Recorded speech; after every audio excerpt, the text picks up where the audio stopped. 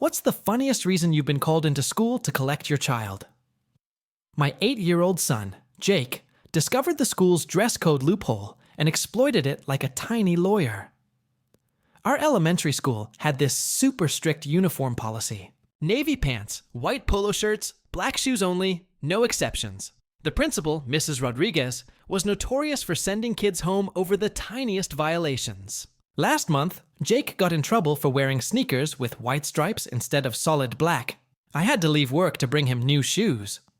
The week before that, his polo had a microscopic logo, which apparently violated the no brand markings rule. Another trip to school. I was getting fed up with these constant calls, especially since I work hourly and can't afford to keep leaving. That's when Jake, being the smart kid he is, actually read the student handbook they gave us at the beginning of the year. Tuesday morning, I got the call. "Hi, this is the school office. You need to come pick up Jake immediately. There's been a dress code situation." I sighed, grabbed my keys, and drove over, expecting another tiny violation. But when I walked into the principal's office, I couldn't believe what I saw. My son was sitting there in the most ridiculous outfit I'd ever seen. He had on navy blue swim trunks, a white polo shirt that was clearly meant for a grown man, and black cowboy boots that came up to his knees. He looked like a tiny businessman who'd gotten dressed in the dark. Mrs. Rodriguez looked absolutely defeated. "Your son claims this outfit follows all dress code requirements."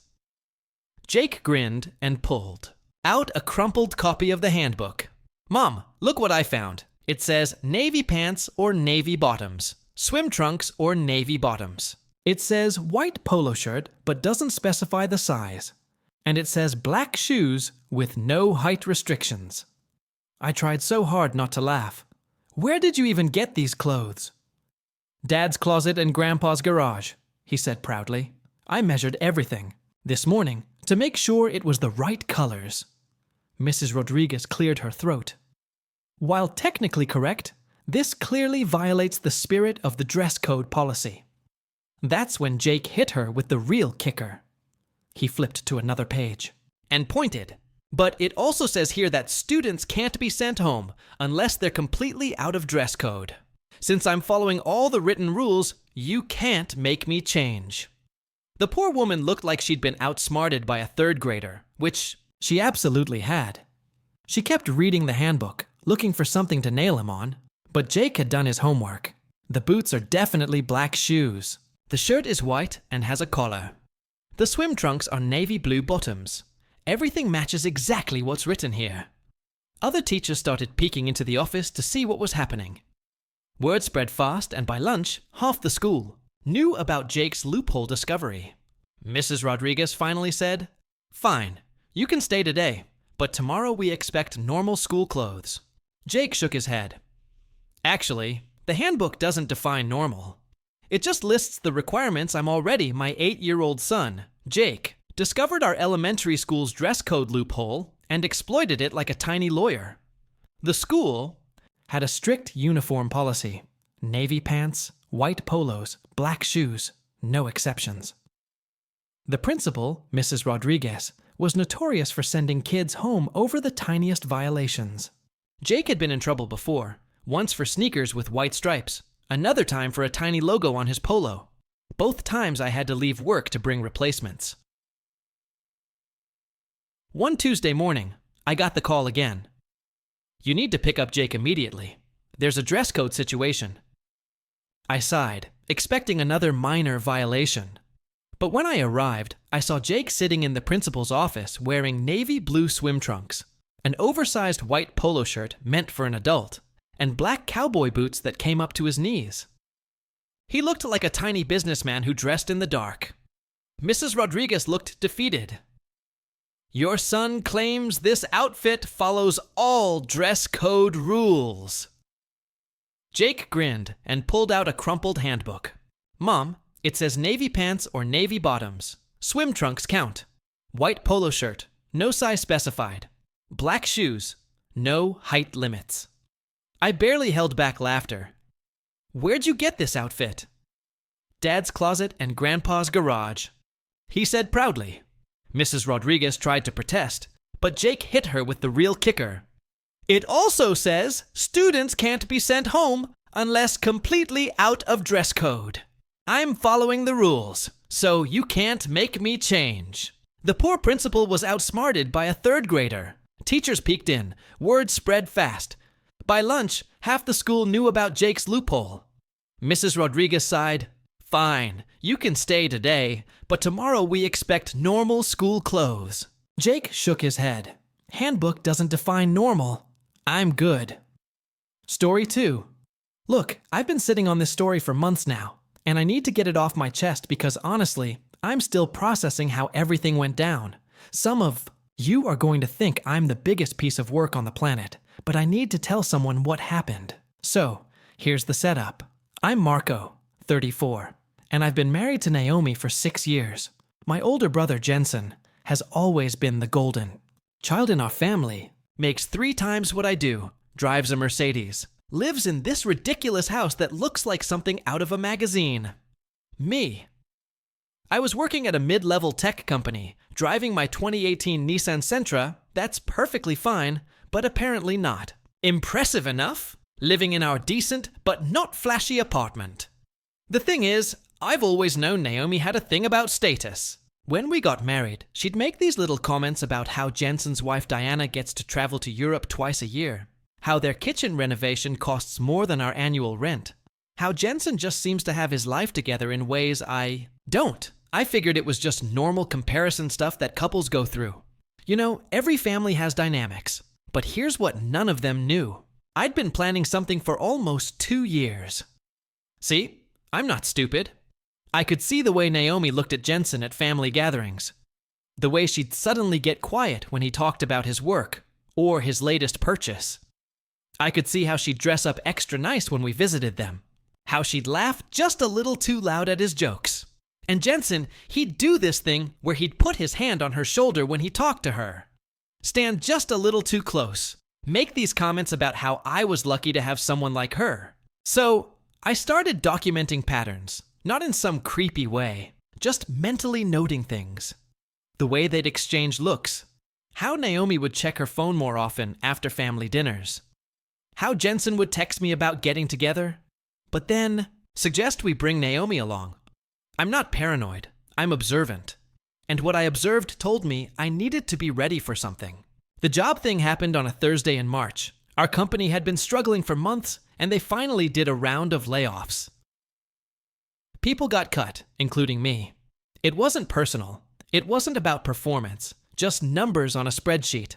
I'd actually seen it coming and had been preparing financially, but I knew Naomi was going to lose it. I came home around 2 p.m. and found her in the kitchen making lunch. I told her straight up that I'd been laid off, but that we'd be fine. We had savings. I already had some leads on other positions. What happened next was like watching someone I'd never met before. Naomi just stared at me for maybe 10 seconds, then started laughing. Not happy laughing, this bitter, angry sound. She told me she couldn't believe this was her life, that she was married to someone who couldn't even keep a basic job. Then she really went off. She said Jensen would never let something like this happen to him because he actually knows how to handle his career. She said I was pathetic compared to him, that he makes triple my salary and actually knows how to satisfy a woman in ways I clearly don't understand. The satisfy a woman comment hit different. You know, that's not something you say in anger unless you've been thinking about it already. I just sipped my coffee and looked at her. I told her that was funny because that's not what she'd said the night before when we were in bed. Real calm, no emotion. That's when she completely lost it. She yanked her wedding ring off and threw it at me. Said she was done pretending to be happy with my mediocre life. She said she was moving in with Jensen and Diana today. At least Jensen drives a Mercedes instead of my rusty piece of junk Nissan. She said I could enjoy unemployment while she figured out what she actually wanted from life. I told her she should take my credit cards too. She'd probably need them. I was still just sitting there, drinking my coffee like we were discussing weekend plans. What she didn't know was that I'd been expecting this conversation for months. Not exactly this way, but I knew the marriage was over. I'd been preparing in ways she couldn't imagine. I'd already moved money around, changed passwords, made some calls to people who could help me with certain situations. When someone shows you who they really are, you should believe them, and Naomi had been showing me for 2 years. About an hour later, Jensen showed up. He had this weird energy like he was trying to act casual, but was actually excited. He walked in and put his arm around Naomi's waist right in front of me, said he was sorry about my situation, but that real men take what they want in life. He said I should enjoy unemployment, while he enjoys my wife. I handed him her bags. I'd already packed them while she was on the phone with him. I told him she was all his now, and that the receipt was in the front pocket if he needed to return anything. They both looked confused for a second. But then Jensen just shrugged, and they headed out to his Mercedes. I could hear them laughing as they drove away. Now, here's the thing, and this is where some of you are going to think I'm either brilliant or completely insane. I wasn't devastated. I wasn't even surprised. I was ready. See, I'd figured out months ago that this was going to happen eventually. Naomi had been dropping hints. Jensen had been circling like a shark. And I'd been preparing for the moment when they'd finally make their move. What they didn't know is that I'd been setting up contingencies for almost a year. I'm not talking about anything illegal, just smart planning for someone who could see the writing on the wall. I'd been moving assets, changing account access, documenting things they thought were private, building relationships with people who could help me when the time came. The receipt comment, that wasn't just me being sarcastic. There actually was a receipt in that bag. One that was going to matter a lot more than either of them realized. But I'm getting ahead of myself. Let me tell you what happened over the next few days because it gets so much more interesting. Update 1. The responses to my first post have been incredible, and some of you are asking for updates. So, here we go. Buckle up because this gets wild. So, after Jensen and Naomi drove off in his Mercedes laughing like they just won the lottery, I spent the evening doing what I'd been preparing to do for months. See, when I said I'd been getting ready, I meant I'd been really getting ready. Not just emotionally, practically. About 8 months ago, I started noticing how Naomi would suddenly need to run errands that took way longer than they should. How she'd get texts during family dinners and immediately put her phone face down. How she started buying lingerie that she never wore around me, but would mysteriously disappear from her drawer for days. I'm not stupid, and I wasn't going to sit around waiting to be blindsided. So, I did what any smart person does when they see trouble coming. I prepared for war. First thing I did that Thursday night was call my lawyer. Yeah, I have a lawyer. Got one 6 months ago when I realized where this was headed. His name is Pablo, and he specializes in cases exactly like mine.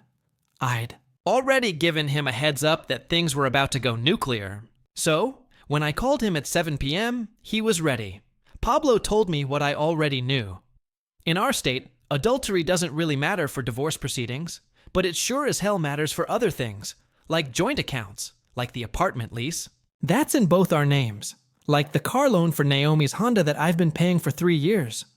The receipt I mentioned, here's where it gets good. See, Naomi thought she was being sneaky with her little shopping trips and mysterious errands. What she didn't realize is that I'd been tracking our joint credit card statements for months. Every purchase, every location, every time she bought something and claimed it was for groceries, but spent $200 at Victoria's Secret. But the real kicker was the hotel receipt from 2 weeks ago. The Marriott downtown charged to our joint card for a Wednesday afternoon when she told me she was having lunch with her sister.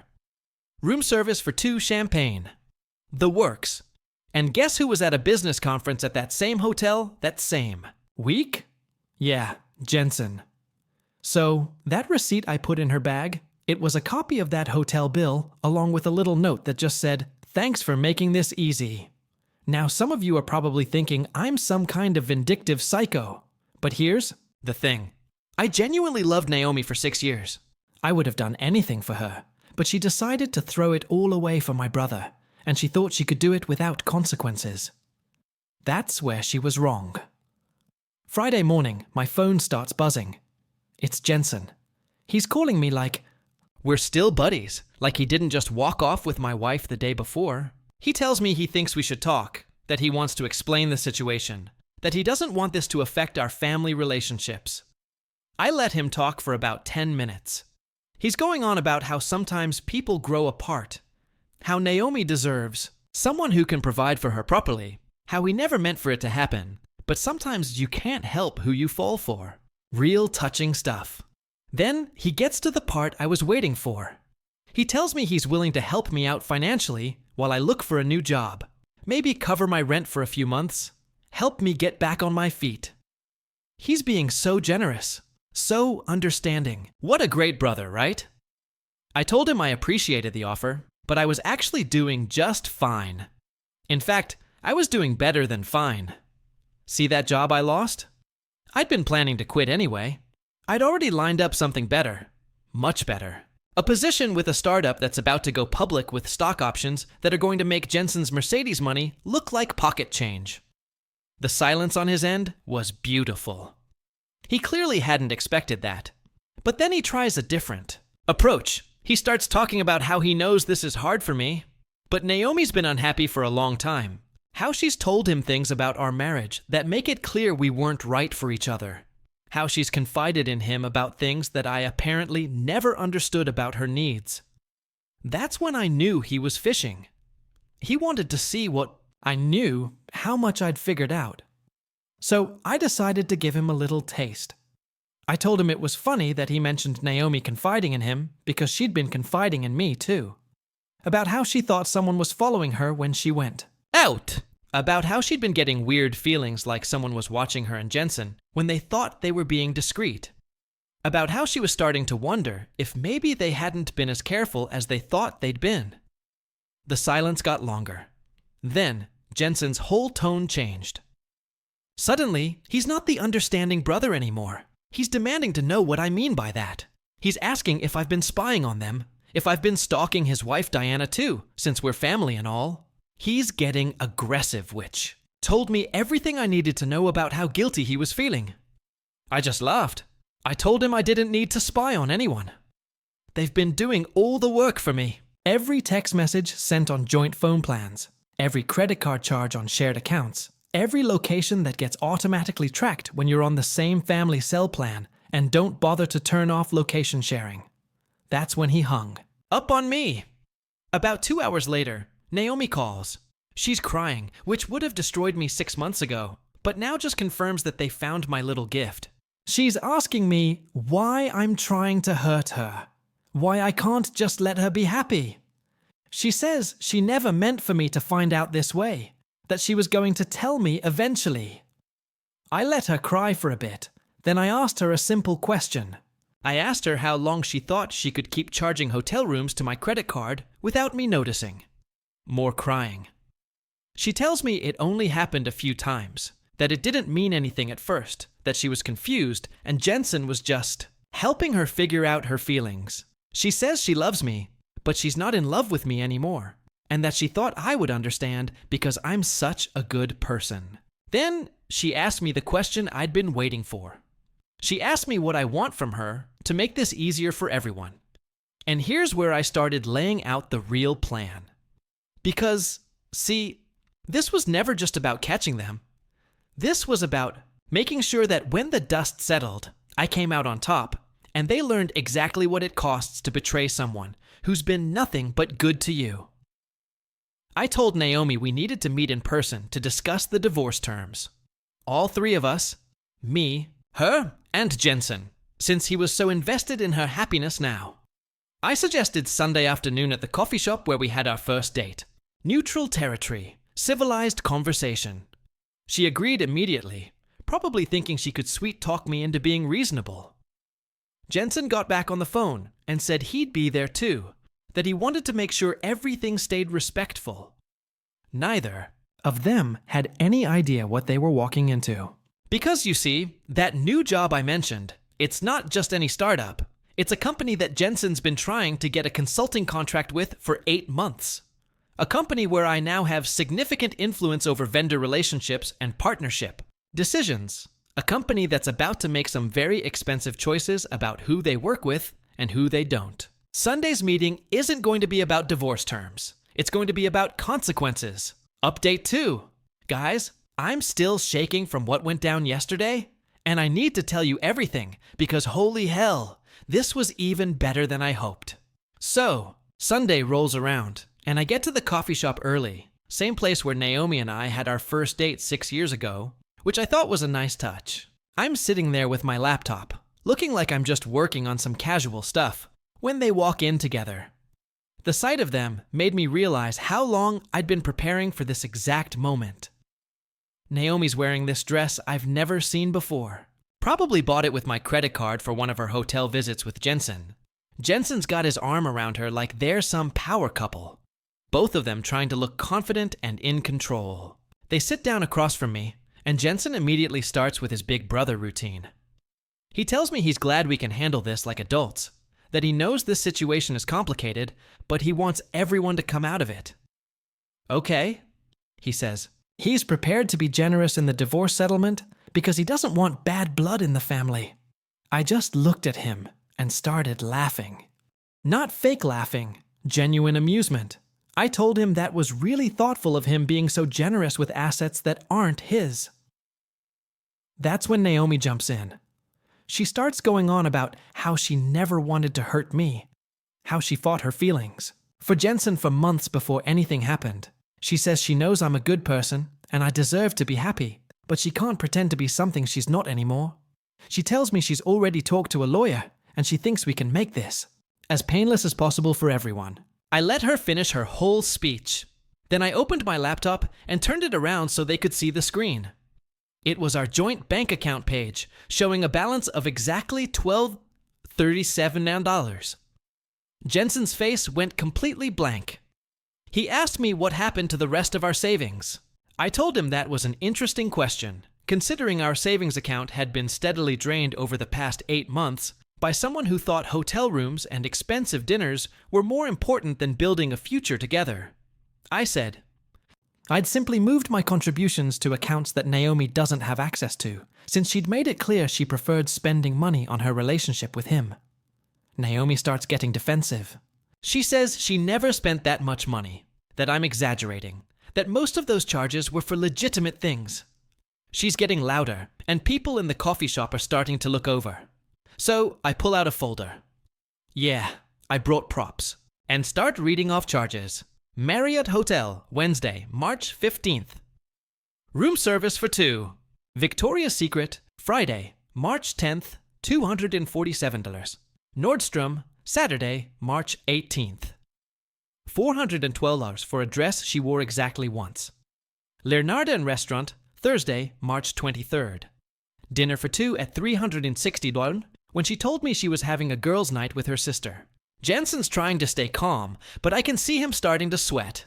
He tells me that those are just expenses, that couples spend money on things, that I'm being petty by tracking every purchase. That's when I dropped the real bomb. I told Jensen that speaking of expenses, I'd had an interesting conversation with his boss on Friday. See, Jensen works for a consulting firm that's been desperate to land a contract with tech startups in our city. They've been pitching my new company for months, trying to get their foot in the door for a project that would be worth about $2 million over 3 years. The silence at our table was deafening. I explained that as the new director of strategic partnerships at my startup, I have final approval on all consulting relationships. And wouldn't you know it, Jensen's firm was scheduled for a final presentation this Tuesday. What a crazy coincidence. Jensen's whole demeanor changed. He leans forward and tells me I can't mix business with personal issues, that it would be unethical to let our family situation affect professional decisions. He says his firm's proposal stands on its own merit, and that I'd be making a mistake to let emotions cloud my judgment. I told him he was absolutely right. Business and personal should never mix. That's why I'd already made my recommendation to the CEO, based purely on the merits of the different proposals we'd received. Unfortunately for Jensen's firm, their presentation had some significant weaknesses that I'd identified during my analysis. Naomi is catching on now. She asked me what I'm trying to do if I'm trying to hurt Jensen professionally, just because I'm angry about our marriage. I looked right at her and told her I wasn't trying to do anything. I was just doing my job, making the best decisions for my company based on the information available to me. If Jensen's firm loses the contract, it's because they weren't the best choice, not because of any personal feelings. But then I mentioned something else that might interest them. See, when you work in partnerships, you get to know people at other companies too. And it turns out several firms in town have been asking around about Jensen's consulting work, doing reference checks for potential contracts. Funny how word gets around in a small business community. Jensen stands up. He's not playing nice anymore. He tells me I'm being vindictive and childish, that I can't destroy his career just because I can't handle losing Naomi. He says if I think I can intimidate him by threatening his livelihood, I'm making a serious mistake. I stayed sitting. I told him I wasn't threatening anyone. I was just sharing information about how business relationships work in our industry. When companies are considering major contracts, they want to work with people they trust. People who demonstrate good judgment and integrity in all aspects of their lives. That's when Naomi really lost it. She started yelling about how I'm trying to ruin their happiness, how I'm being controlling and manipulative.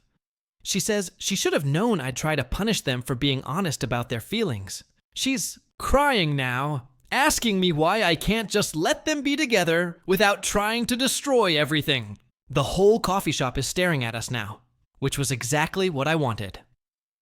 I very calmly told her that I wasn't trying to destroy anything.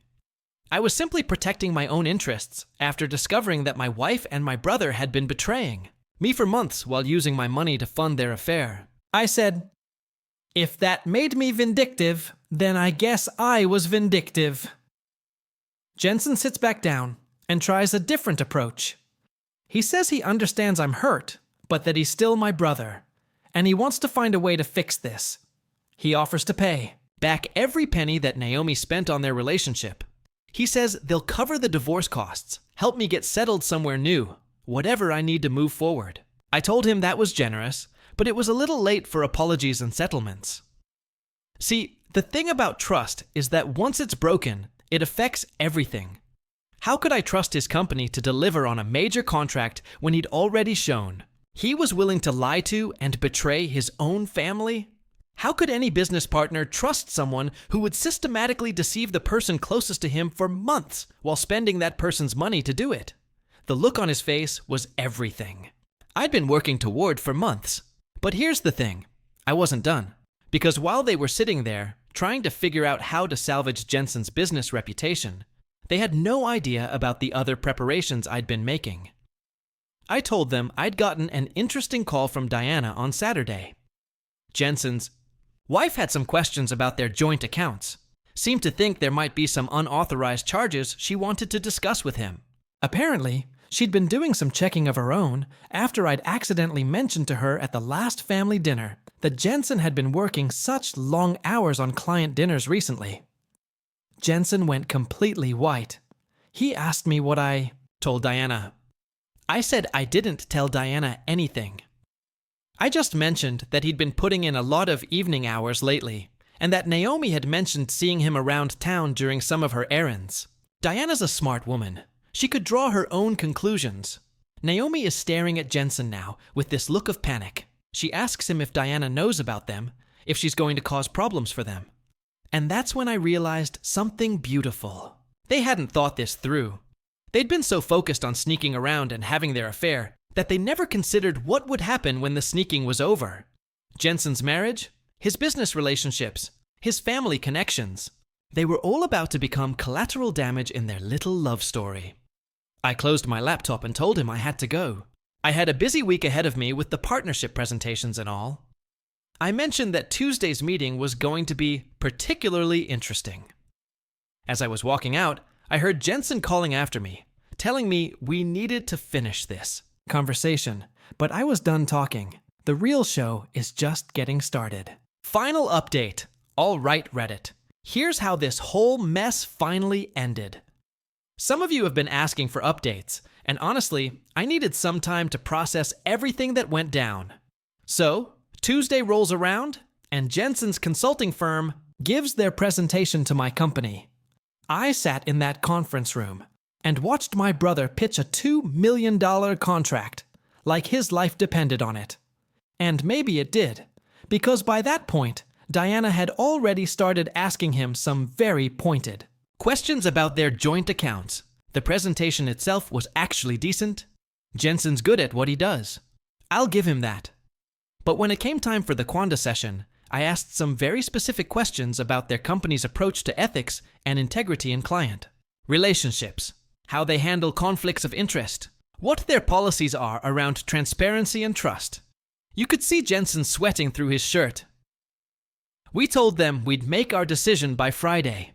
Jensen lingered after everyone else left, trying to get a moment alone with me, but I just told him I'd evaluate all the proposals fairly based on their merits. Wednesday night around 11:00 p.m., my doorbell starts ringing. Not just once. Someone's laying on it like the building's on fire. I look through the peephole, and there they are. Jensen and Naomi both looking like they haven't slept in days. This was it. The moment I'd been planning for.